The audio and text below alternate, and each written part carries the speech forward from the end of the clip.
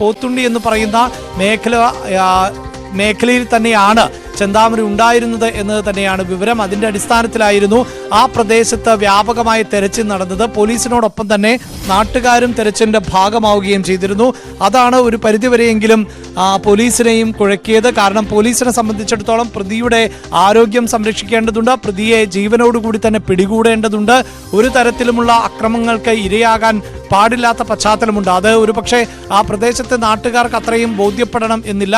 നമുക്ക് ദൃശ്യങ്ങളിൽ തന്നെ മനസ്സിലാക്കാൻ സാധിക്കുമായിരുന്നു. കുറുവടികളും മറ്റുമൊക്കെ ആയിട്ടാണ് പലരും ഈ പോലീസിനോടൊപ്പം തന്നെ തെരച്ചിൽ നടത്തിയത്. അങ്ങനെ ഒരു പശ്ചാത്തലത്തിൽ പ്രതി കീഴടങ്ങിയാൽ പോലും ജനങ്ങൾ ഏത് നിലയിലായിരിക്കും പ്രതിയെ കൈകാര്യം ചെയ്യുക എന്നതിൽ ആശങ്ക ഉണ്ടായിരുന്നു പോലീസിന് എന്നത് തന്നെയാണ്. അതുകൊണ്ട് പോലീസ് വളരെ സംയമനം പാലിച്ചു എന്ന് വേണം നമുക്ക് മനസ്സിലാക്കാൻ. ഇപ്പോൾ കൃത്യമായി പ്രതിയെ പിടികൂടിയിട്ടുണ്ട് എന്ന് തന്നെയാണ് മനസ്സിലാക്കാൻ സാധിക്കുന്നത്. ഏതാണ്ട് ഈ ഇരട്ടക്കൊല നടന്ന പ്രദേശത്തിന് സമീപത്ത് തന്നെയാണ് പ്രതി പിടിയിലായത് എന്നുള്ള വിവരം കൂടിയാണ് പുറത്തു വരുന്നത്. നേരത്തെ പ്രദേശവാസികൾ അടക്കമുള്ളവർ സൂചിപ്പിച്ചിരുന്നതാണ് ഈ പ്രതി ആദ്യ കൊലപാതകം നടത്തിയതിനു ശേഷവും അധിക ദൂരം സഞ്ചരിച്ചിരുന്നില്ല, അതേ പ്രദേശത്ത് തന്നെ തുടരുകയും അവിടെ നിന്ന് തന്നെയാണ് പ്രതിയെ പിടികൂടുകയും ചെയ്തത് എന്നുള്ളതാണ്. ഇപ്പോൾ പുറത്തുവരുന്ന വിവരങ്ങൾ അനുസരിച്ച് ഡിവൈഎസ്പിയുടെ ഭാഗത്ത് നിന്ന് തന്നെ ഇപ്പോൾ സ്ഥിരീകരണം ഉണ്ടായിട്ടുണ്ട്. ഈ മാട്ടായി എന്ന് പറയുന്ന പ്രദേശത്ത് തന്നെയാണ് ചെന്താമര ഉണ്ടായിരുന്നത് എന്നും അവിടെ നിന്നാണ്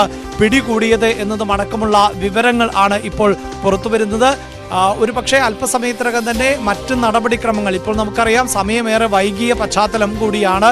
അതുകൊണ്ട് തന്നെ എത്രയും പെട്ടെന്ന് ചെന്താമരയെ സെല്ലിലേക്ക് മാറ്റുക, അല്ലെങ്കിൽ വൈദ്യപരിശോധനയ്ക്ക് വിധേയമാക്കുക തുടങ്ങിയ നടപടികൾ അതെല്ലാം തന്നെ ഈ ഘട്ടത്തിൽ പോലീസിനെ സംബന്ധിച്ചിടത്തോളം സങ്കീർണമാണ്. ഈ പ്രദേശത്ത് നിന്ന് പ്രതിയെ നീക്കുന്നത് പോലും ഏറെ ദുഷ്കരമാകുന്ന ഒരു സാഹചര്യമുണ്ട്. കാരണം ഏതെങ്കിലും ഒരു വ്യക്തിയിൽ നിന്ന് പ്രകോപനപരമായ തരത്തിലുള്ള ഇടപെടലുകൾ ഉണ്ടായാൽ ഷംന ചേരുകയാണ്. ഷംന, എന്താണ് വിശദാംശങ്ങൾ? എന്തായാലും ചെന്താമര പിടിയിലായി എന്നുള്ള വാർത്തകൾ തന്നെയാണ്, എന്നുള്ള റിപ്പോർട്ട് തന്നെയാണ് ഇപ്പോൾ പുറത്തു വരുന്നത്. അത് ആലത്തൂർ ഡിവൈഎസ്പി സ്ഥിരീകരിച്ചിട്ടുമുണ്ടെന്ന് മനസ്സിലാക്കുന്നു. എന്താണ് കൂടുതൽ വിശദാംശങ്ങൾ?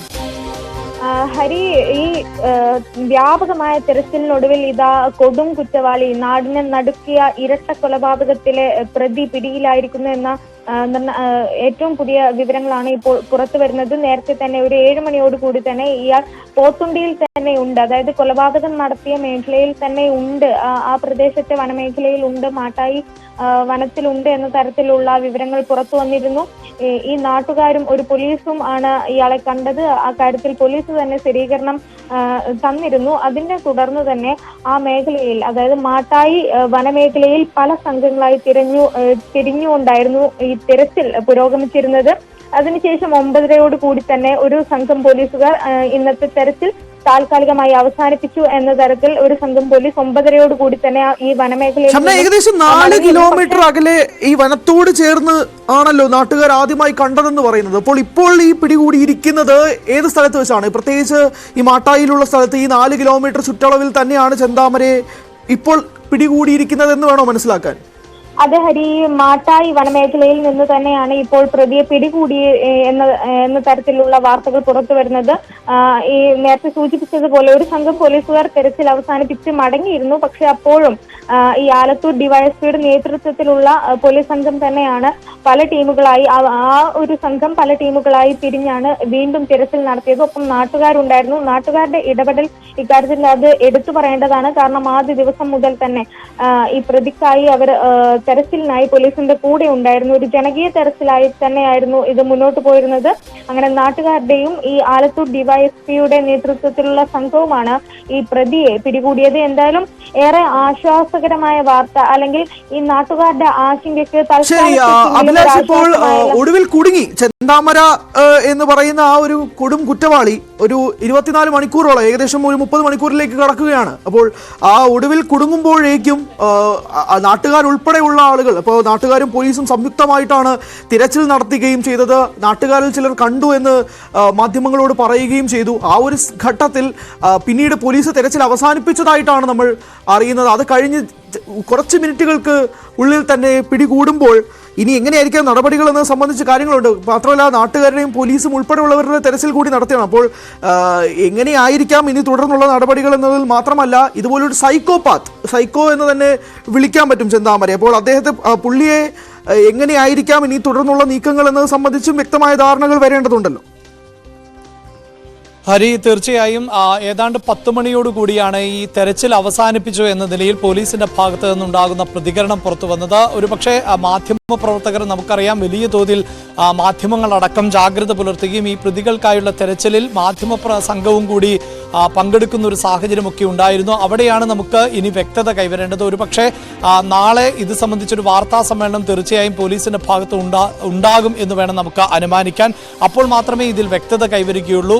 ഈ തെരച്ചിൽ അവസാനിപ്പിച്ചു എന്നതുപോലും പോലീസ് നൽകുന്ന അല്ലെങ്കിൽ പോലീസ് തന്ത്രപരമായി നടത്തിയ ഒരു പ്രതികരണമാണോ എന്നൊന്നും നമുക്ക് ഉറപ്പിക്കാൻ സാധിക്കില്ല. കാരണം നേരത്തെ സൂചിപ്പിച്ചതുപോലെ നമുക്കറിയാം ആ ദൃശ്യങ്ങളിൽ തന്നെ വ്യക്തമാണ്.